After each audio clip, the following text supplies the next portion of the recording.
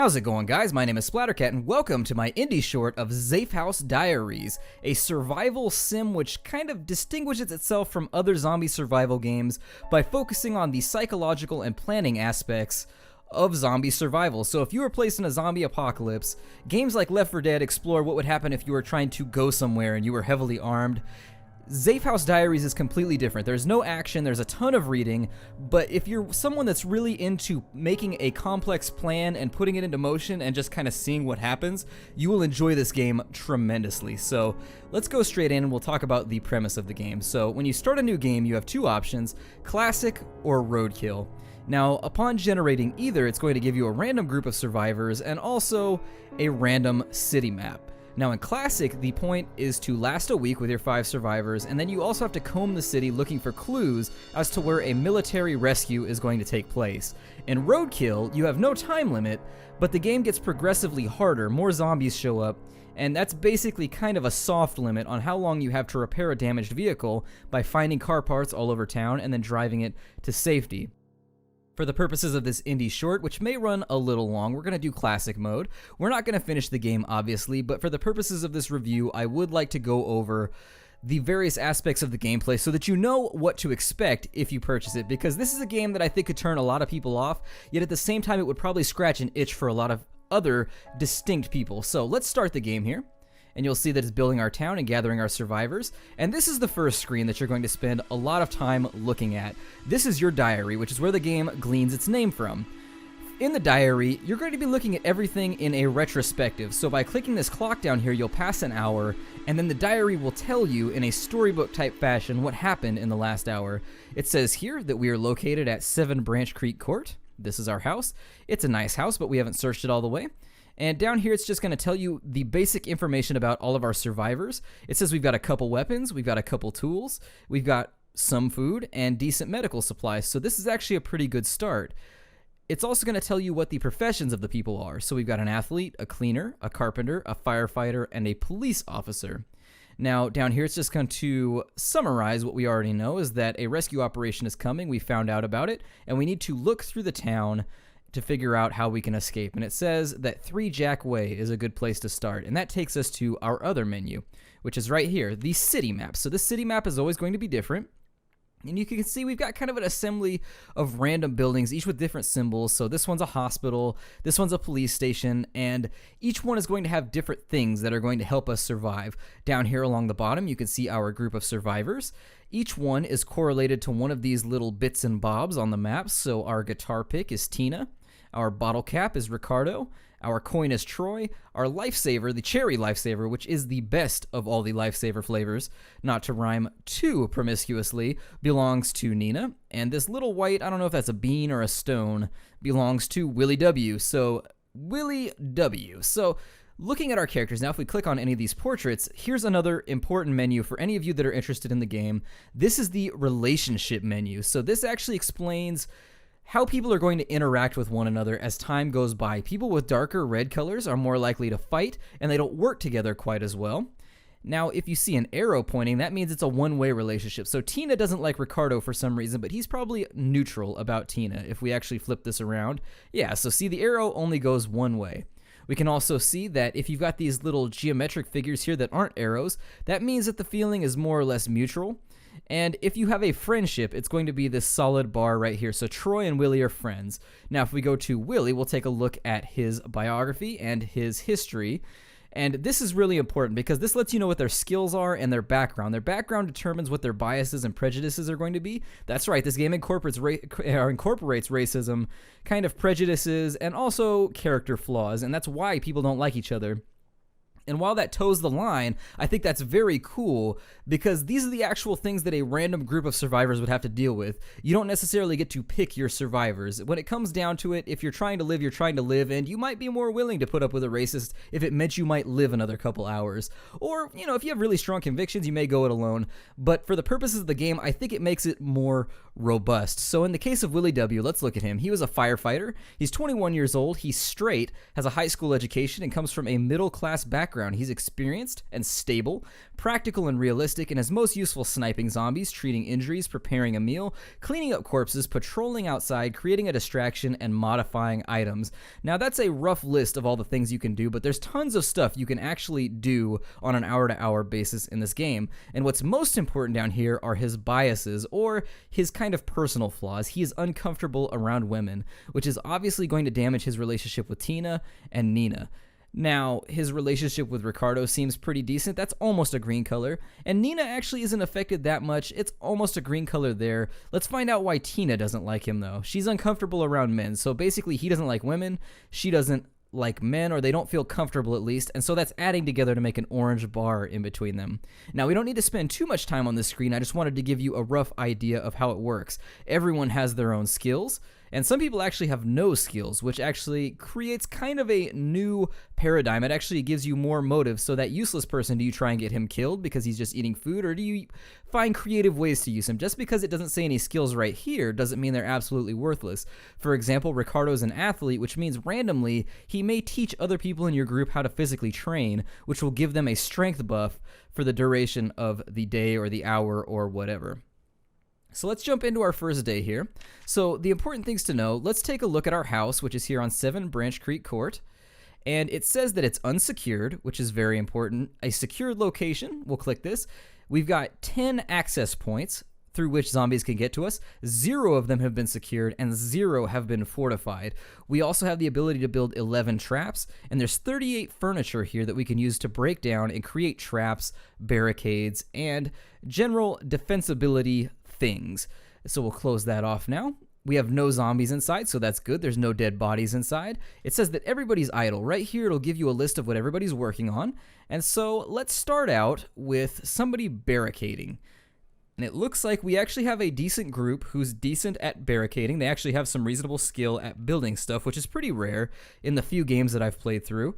So let's take a look at Nina, because she's our best builder. We'll see who she gets along with, and we'll assign 2 people to build. So Nina seems to get along with Willie okay. But Willie has pretty good skills, so I don't know if I want to tie him up barricading just yet. Well, we'll do it. So we've got Willie and Nina barricading, and what's interesting to know right here is you can see the relationship between the characters, so you don't have to always be jumping in between here. It does, that little green bubble is basically their relationship. We'll put Troy and Willie on barricades, and we're going to tell them to do it quickly, and we have an option, quickly and loudly, or slowly and quietly. We'll do it slowly and quietly since they both have reasonable skill at barricading. We also need to send someone else out to scout, and we also need to search the house. If you look here, we've only searched 20% of the house. So let's go through here and find out who's decent at searching. We've got Tina and Nina. So Tina, there we go, we'll have her do it, and then Nina doesn't really get along with her. So let's flip this around. Actually, no, we'll leave that like it is. We'll leave it like it is. Only Tina's going to search the house for now. And we can also look at our supplies menu, by the way. We should probably do that before. We've got 6 9mm rounds, 2 baseball bats, which is incredible. The 2 baseball bats are going to be very useful for us. The handgun, not so much. We're going to leave that alone because it draws zombies with the noise it makes. Under every object, you can see a grouping of things that it's good at. The star rating from 1 to 5 determines what it's useful for, so the baseball bat is decent for close combat. Assault is alright, which is attacking a building and seeing if you can breach it. Ease is how quickly they can get it ready, and quietness is how many zombies it's going to attract. By contrast, the handgun is much louder, so it lost 2 stars. It's only got 3 on quietness. It's easy to wield. It's not so good for sniping. It's a little bit better for assault. It's all right for close combat, but it's pretty much all around okay. It's not an amazing piece of gear. Scrap can be used for modifying gear and making traps. That's right, you can take any of these and modify them into different weapons, or any of your tools and modify them into different tools. And actually, we'll take a look at how to do that right now, because that's kind of an important thing to focus on too.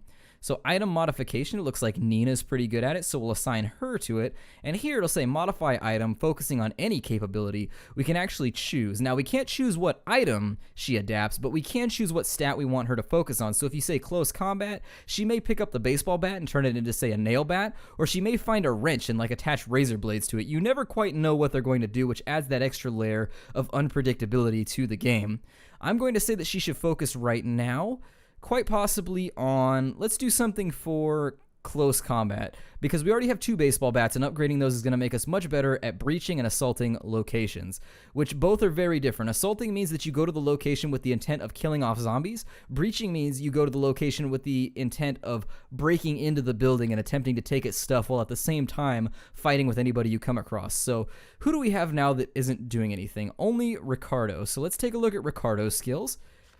And it says he's good at making a distraction, but other than that, he's not too good at anything. That's fine, because he's going to be our scout. It says he's got a lingering prejudice towards the middle class. So I'm going to take a rough stab and say that Nina, Tina, and possibly Troy are middle class. Nope, he's poor. She's poor. And she's middle class. So I'm not entirely sure why they don't like Ricardo. Oh, she's uncomfortable around men.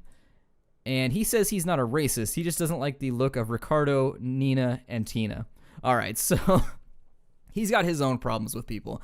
So these are all the things that you need to learn to deal with. Now, at the same time, I think the most people dislike him. We can spread a rumor. So even though we don't have an avatar in the game, we do have the ability to inject information into this little social circle. And based on what information you put in, you can improve the relationships in between people. There are also random events that will either deteriorate or amplify the friendship between people, but those kind of happen randomly, and they can really, really put the screws to you. Like, having to deal with those can be a major, major issue. So we're going to spread a rumor about Troy, and we're going to look at the people he dislikes. And she's poor, he's poor, and she's middle class. So poor, poor, middle class. So poor would be a double whammy if we spread a rumor about him liking poor people. But we want to find something in common between these 3. So she's straight, she's uneducated, he's uneducated, and she has a high school degree. I think they're all 3 straight, though. So let's see if there's any rumors about sexuality that we can do. And it says here, no, that's not going to work. So we'll get rid of that rumor. Let's take a look at activism. And it says he was a member of the local association for concerned athletes, police officers, and chefs. So we may not be able to get a triple whammy out of this. So we are going to try, and I've got the wrong person selected here. So let's go with charity. And so we're going to say that he was featured in a local newspaper for offering his services as a cleaner free of charge to poor, uneducated people. And I think that's going to, let's see, uneducated, and poor. So I think that's probably the best bang for our buck that we're going to get. And so now that that's set in place, what we're going to do is we'll close that off. And so that's going to happen when we choose to pass time down here with our watch. The final thing we need to do is we need to send Ricardo out to get some stuff done. And so Ricardo is the bottle cap, and so we just take his bottle cap, and what did it say our supplies were? So we don't have a lot of medicines, and we don't have a lot of food. So I think our best option is probably going to be, let's search the house at Driftwood Court. Houses tend to be less dangerous than other locations, so we just take his bottle cap and drag it over there. And then when we go back to our central hub, it'll say that he can investigate. If you go to his little thing right here, it says Ricardo and what he's about after we pass the turn here. And he can investigate, breach, or assault, and you can also assign him gear to take with him. I'm going to tell him to bring a baseball bat with him, just in case, because I don't think any assaults are going to come along. And that should keep him covered. You can also save the loadout up here, just in case you're going to be running this mission multiple times. Everybody has a weight limit, so you want to look at the health. This actually is going to work in our favor because Ricardo is pretty much in shape, and so he's going to be able to carry more stuff anyway, so we can kind of use him as an outward scout to go look at buildings and bring things back to us. And if he gets killed, he's not that skilled in the first place, so it's not going to affect us as negatively as, say, losing Willie, for example, who has all kinds of skills, or Nina, or not so much Troy. He's not very good. He is fit and strong, so he can fight, but we don't want to lose Tina, Nina, or Willie, because they are really, really skilled people. And so now that something has been assigned to everybody, we're going to go back over this way. Oh, we're going to click our watch. Never mind. You click the watch, it's going to take you back to the diary, and we're going to pass an hour, so from 6 a.m. to 7 a.m. And our diary is going to update. So it says a rumor is spread through the group, and it says that Ricardo, Nina, Willie, Tina, they all became closer to Troy. So that was incredible. I didn't even plan on that, but we got a quadruple whammy. That's pretty much the best you can do when trying to increase relationships, and we'll look at that in just a moment. Nina has indeed started to modify a baseball bat, which is very cool. That's going to help us out. Tina found a snack in the kitchen because, remember, she was searching the house, so she's going to add that to our food stockpile. It also says that she found cooking ingredients and 4 more snacks in the kitchen, so she found 4 snacks and 3 cooking ingredients in total. We can cook the ingredients. They're just kind of generic. That's all that it calls them. You aren't going to get zucchinis and things like that. It's just a flat number of cooking ingredients becomes a fully cooked meal. Tina has noticed that there are 2 showers in the house, which you wouldn't think that was a big deal, but it is. You would be amazed how many disputes and how many frustrations there are in your house over not being able to bathe. It says here that Willie and Troy have broke a bed into 3 wooden barricades, but they haven't built it yet. They've broken it down, but they haven't started working yet. On the next page, we have the scouting information from Ricardo, and it says that it's a small building with 9 rooms, 10 windows, 1 door, and it has a cache of weapons, or it should have a cache of weapons. Ricardo has also looked around the perimeter, and there was 0 zombies outside, and there was 1 inside. Now, that's a rough estimate. There can actually be multiples in there, but for the purposes of the scouting mission, we know that it's not completely saturated with Zeds. So coming back, I never recommend, and he didn't make it back all the way, so that distance was too far. So you see these hashed lines here, or these hasher lines, or whatever you want to call them. This basically means that he made it there, scouted, but he didn't make it all the way home before the hour was up. So that's how far he's gone, that little grayed out, and that's how far he has left. He'll probably make it in the next hour. Now, because everyone else is still working, I'm just going to pass the next hour, because they already have their jobs assigned. And we don't even know what's in our own house. So for today, it says that Ricardo got back, and he's home safe and sound, and Nina has made some progress on the modifications to the baseball bat. We won't know what her final product is until she finishes it, though. Now, coming back, we're going to take Ricardo, and I'm going to send him to this school over here. It's pretty close, and so hopefully he'll find something useful there. In the investigate menu, once again, he's going to take a baseball bat with him, just in case things get hairy or things get bloody and rotten, and we're going to pass the time to 9 a.m. I'll apologize if I'm moving a little quickly here, but the game is pretty complicated, and there's a lot of things to cover, and so I'm hoping we'll get some interesting stuff going on before I have to cut off this Splattercat's Indie Short. This one may run a little bit longer than normal. Now, his scouting at Branch Court, it's a medium-sized building with 10 rooms, 8 doors, and 44 windows. So this is going to be a terrible place to hold up. You never want to pick a big building for that. You want to just keep it taken care of, just loot the hell out of it, and get the hell away. Now, he says he thought he heard laughing from it, but he thinks he may be hearing things.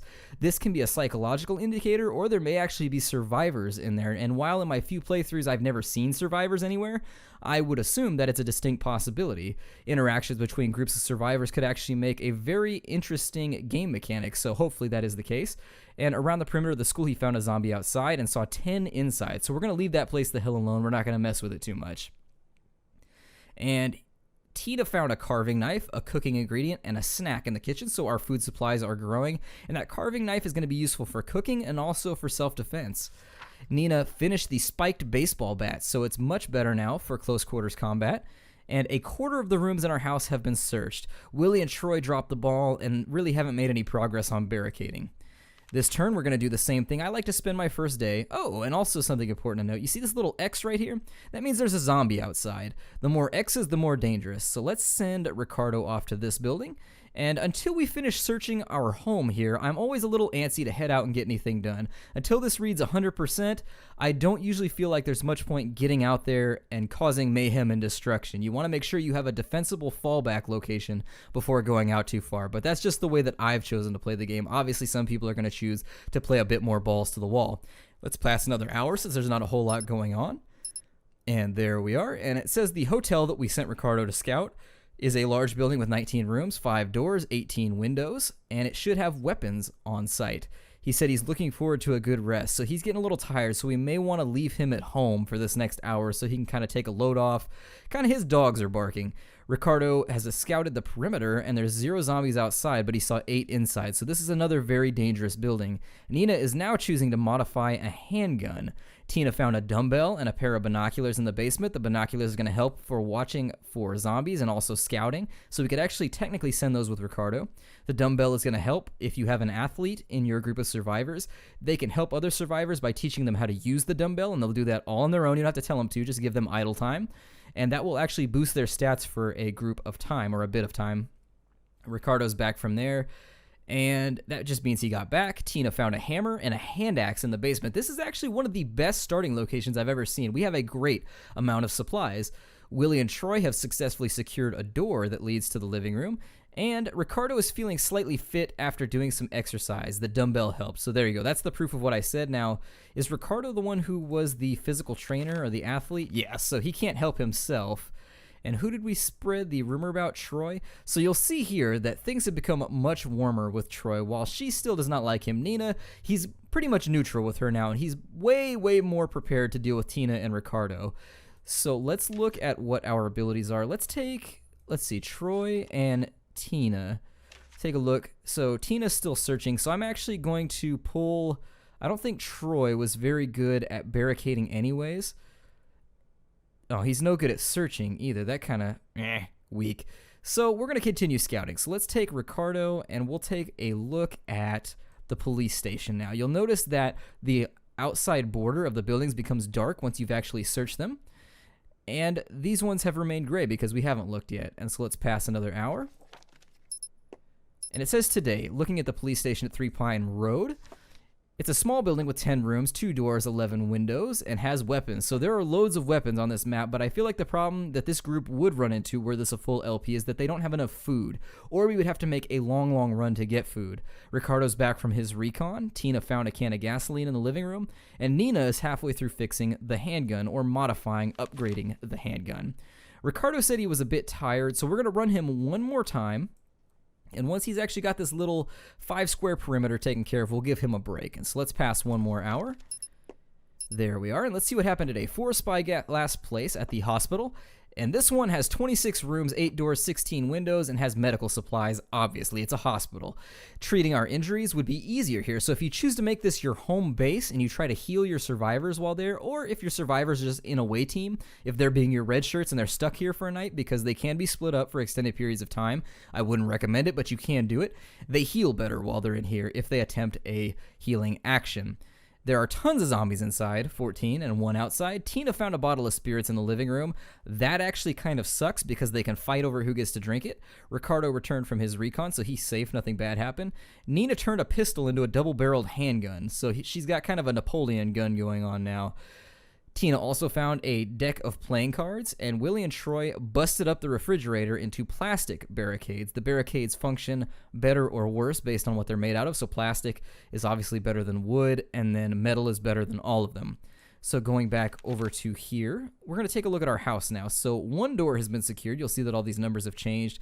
We have a number of barricades, which I wish they would start actually building. Maybe they're just building up supplies first, and then they'll start securing everything. Maybe that's the order they go in. I don't remember really working on this too much. So let's take Troy.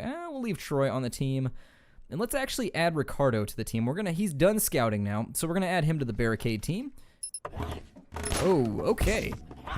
So you hear that noise? Without spotters, we were caught off guard. So zombies attacked. A window leading to the main bedroom was breached by a zombie. Troy took command of the fight and led Tina and Ricardo into the basement.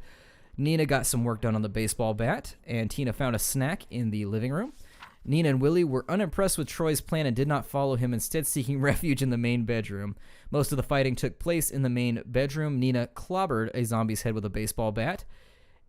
And barricades in our main bedroom and living room were attacked, but they held firm. So I think the difference here is, actually, if we go back to our house secure menu, barricades are indoors, and the secured entrances are outdoors. So that's going to be the difference. So our barricades were attacked, but they held firm, even though they actually came through a busted window. There's a bit of dissonance there, but, you know, it is what it is. And so we're going to do a few more turns here, but let's get a little more risky before we finish off, because obviously we're not going to do an entire playthrough of this. I need to assign someone to get rid of these dead bodies. So I think I'll take Willie, because I think he was good at that. And we'll tell Willie to clean up corpses. Yeah, because he's a firefighter, I think it was. Yes, because he's a firefighter, he's obviously got EMT training, so he's going to get this corpse out of here because it lowers morale, it rots. It's generally bad for your survivors. You don't want it around. And so let's pass an hour, and we've got another attack. So, Tina found a bandage, Tina found a packet of painkillers, Nina finished another spiked baseball bat, Willie removed all the corpses from the house, the barricade blocking the living room was attacked, but it held firm, and almost every room in the house has been searched. Troy and Ricardo secured yet another door. And so now, I'm going to take Nina off of the modification duty. We'll take her off because we've got enough weapons now to be happy. And I think what we're going to do at this point is we'll play around with attacking a location because we've got a little bit of time left. And I would like to cover that before we go any further in the indie shorts. So before I lose my train of thought here, let's take a look at our house, and I need to figure out, there we go. And Nina's idle, and Willie is playing solitaire. Now, giving people their time to do general activities, just things that they have fun doing, is also important. But we're going to send Willie and Nina, I think, on a... Or do they like each other first and foremost? You never want to send people that dislike each other on a away team because weird things happen. It's unclear, but people always end up dead. They backstab each other. They're little betrayers, so it sucks when you send people that don't like each other on away teams. So let's send Nina and Willie to the house over here so you guys can get a feel for the way the attack system works. And so we sent them to investigate. Instead, we're going to send them to breach because we have nothing to lose here. So we'll send them with the 2 baseball bats so they're both armed. You'll see here that it combines the weights that people can carry.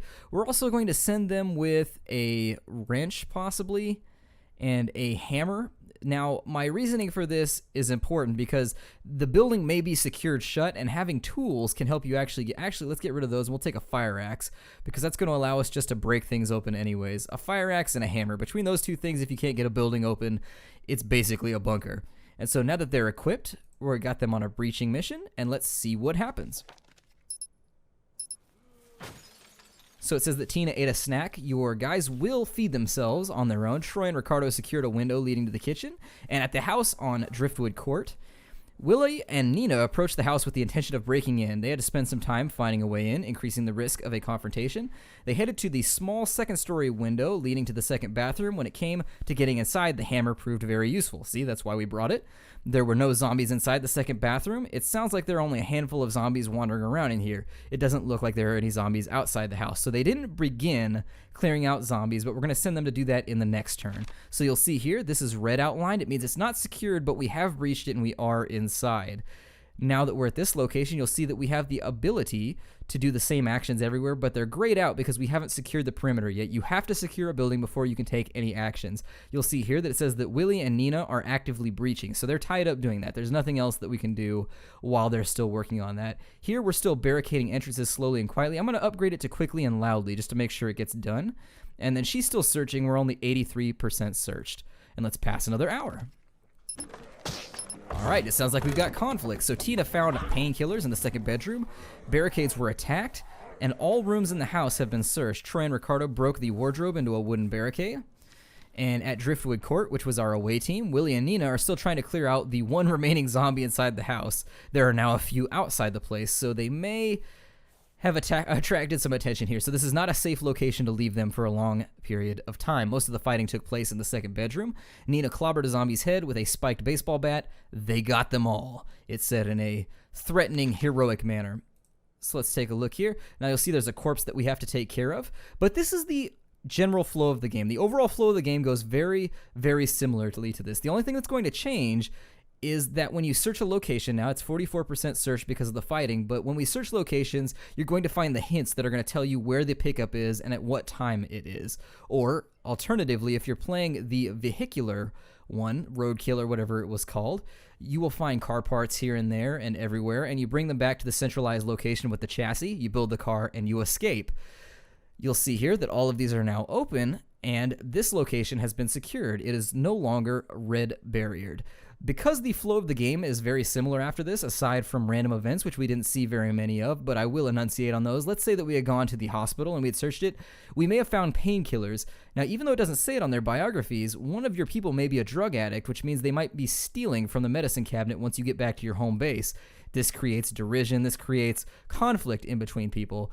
Alternatively, they may find something that would be really helpful to a fellow survivor. So Willie may mention to Troy, for example, that he has an infection of some kind, like he's got pneumonia or something, and if Troy is on this away team and finds antihistamines or he finds antibiotics, that might increase the happiness between the two.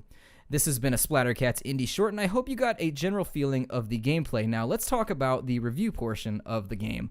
Because the game is very slow-paced and it's very much about planning and putting things into action, I would say that this is a game that's going to appeal to a very limited group of people. People who enjoyed games along the lines of, oh, well, it's tough to even compare it to anything. So you saw I did a Splattercat's Indie review or Indie Short of Talisman. People that are into board games would like this very much. People that are into turn-based strategies would like this game very much. Graphically, it doesn't bring a lot to the table, but at the same time, it's charming enough to get the job done and reminds me of a lot of the old kind of ASCII-based games that you used to play back in the day for like Star Trek and games like that, where everything was done in text anyways. You just kind of got used to it. So if graphics are an issue for you, this game is probably going to turn you off. You can import your own portraits down here, so it can be you and your friends. But, you know, racist interactions between you and your friends might end up with some hilarity, but you can replace these portraits in the game files with whatever you want. You can turn them into clowns. You can turn them into, you know, just about anything. You could turn it into Adventure Time characters if you really wanted to, which I actually think would be pretty entertaining. All that aside, I would say that I would probably give the game an 8 out of 10, a 7.5 out of 10 in that region, just because I think it would face limited reception based on how the GUI functions. There is a bit of a learning curve. You are going to die a lot before you get used to how the game plays. This right here, what I've been doing, took me most of a day to figure out how to do. I've only done a couple playthroughs. I've never won yet. So if you've won at this game, congratulations to you, sir, because even playing it very, very safe, I tend to do very poorly. So if you like difficult games and you like games that allow you to enact an overall plan, then you will very much enjoy this game. If you wanted action-packed, kind of crazy special effects, this is not the game for you, and I think based on the zombie genre, a lot of people will be looking for that, but hopefully they do their research on the title. I found it to be a reasonable amount of fun. It's not my favorite game of all time, but it's original enough to where I would remember it and recommend it to friends that are into board games. So that being said, my name is Splattercat. I hope you enjoyed this indie review. I would like to ask you guys down in the comments, mention anything that you would like to see added to these reviews, because I'm not a professional reviewer. I am doing my best here to enunciate and to talk about all the things that I like about the game, but sometimes I feel like I skip over things. So I would like to extend the invitation for you guys to tell me what you want to see in these reviews. That all out of the way, I hope you enjoyed it, and I will see you guys next time. Take care out there, everybody.